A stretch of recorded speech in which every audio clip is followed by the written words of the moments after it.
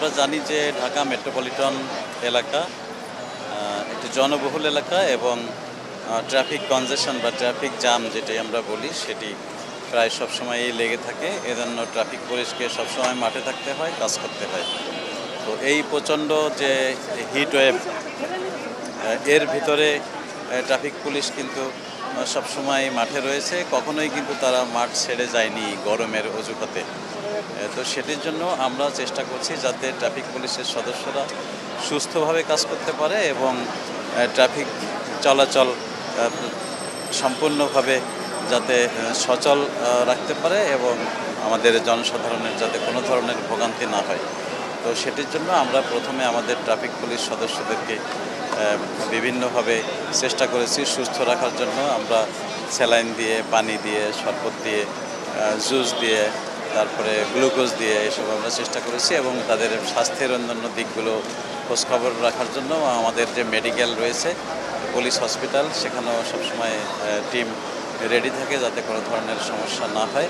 আমাদের ঢাকা মেট্রোপলিটন এলাকার সদস্য যারা এর ভিতরে হসপিটালে গিয়েছে, অন্য কোনো কাজে গেলেও বা অন্য কোনো অসুবিধার কারণে গেলেও তারা হিট ওয়েভের কারণে হচ্ছে কিনা সেটি আমরা পরীক্ষা করেছি এবং এখনও পর্যন্ত আমাদের কোনো সদস্যের কোনো সমস্যা এখনও হয়নি।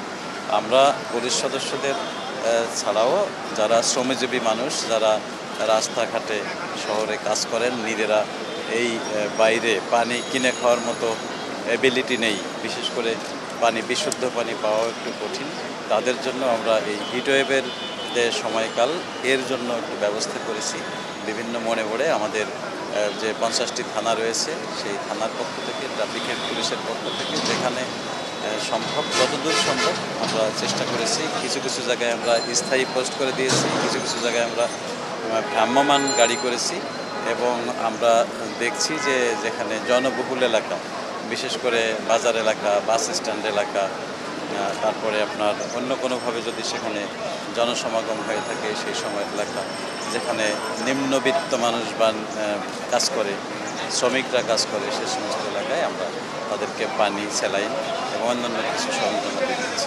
আমি বলেছি যে এই যে হিটওয়েভ চলাকালীন আমরা যে কয়দিন চলে সেই কয়দিনের জন্য আমরা এই কার্য করি।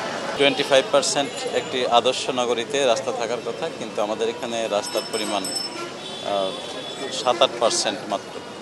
তো তারও অনেকখানি দখল করে রয়েছে আমাদের ছোটোখাটো বিভিন্ন ধরনের ব্যবসায়ী, ফুটপাত ব্যবসায়ী আমরা বলি। ফুটপাত বলতে বোঝায় যেখান দিয়ে মানুষ হাঁটার রাস্তাটা বন্ধ করে, কিন্তু আমরা দেখছি যে বিভিন্ন জায়গায় ড্রাইভওয়ে, যেখান দিয়ে গাড়ি চলার কথা, গাড়ির জন্য যে নির্ধারিত জায়গাটুকু, সেখানেও অনেক জায়গায় আপনার বিভিন্ন হকার বসে গেছে, বিভিন্ন ছোটোখাটো ব্যবসায়ী বসে গেছে এবং তারা দিনের পর দিন সেখানে ব্যবসা করছে, রাস্তা দখল করে। সেক্ষেত্রে আমাদের রাস্তার পরিমাণ শুরু হয়ে আসছে। এটি যাত্রাবাড়ি যে ক্রসিং বা যাত্রাবাড়ি মোড় যেটা আমরা বলি, সেখানে 10টা রাস্তা এসে একসাথে মিশেছে এবং আমাদের বাংলাদেশের প্রায় 40টা জেলার মানুষ গাড়ি যোগে এখান দিয়ে যাওয়া আসা করে। এখানে প্রবেশ পথ তাদের, এটি গেটওয়ে যাত্রাবাড়ি।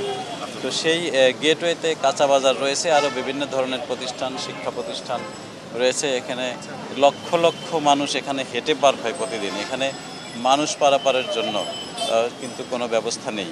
এই ফাঁক দিয়ে মানুষ দৌড় দিয়ে পার হয়, জীবনের ঝুঁকি নিয়ে পার হয় এবং গাড়ির গতি এখানে অনেক স্লো হয়ে যায় এবং এখানে আমরা দেখি যে রাত্রি 12টা, 1টা, 2টা পর্যন্ত কিন্তু এখানে গাড়ির চাপ থাকে এবং জ্যাম থাকে, মানুষের ভোগান্তি হয়। সেজন্য আমাদের প্রচেষ্টা যে রাস্তার ভিতরে যেন কোনো অবস্থাতেই কেউ দখল করে কোনো কিছু করতে না পারে। সেটি যাই হোক, আমরা মেট্রোপলিটন পুলিশের পক্ষ থেকে সেই এলাকাটিকে সম্পূর্ণ পরিষ্কার রাখতে চাই। সেজন্য আমাদের পুলিশের কর্মকর্তাদের যারা এখানে স্থানীয় রয়েছে, ট্রাফিক ডিভিশনের অফিসাররা, ক্রাইম ডিভিশনের অফিসাররা, তারা কাজ করবেন। আমি আহ্বান জানাবো সিটি কর্পোরেশনকে এবং আমাদের যে স্থানীয় কাউন্সিলর সাহেব আছেন, তিনি সহযোগিতা করবেন এবং আমরা পুরো রাস্তাটুকু এখানে ফ্রি রাখতে চাই। তাহলে হয়তো আমাদের যে যাত্রী সাধারণ যারা দূর দূরান্ত থেকে এখানে আসেন অথবা এই গেট দিয়ে দূর দূরান্তের যাত্রা করেন, তাদের যাতে কিছুটা হলেও শান্তি দেওয়া যায়।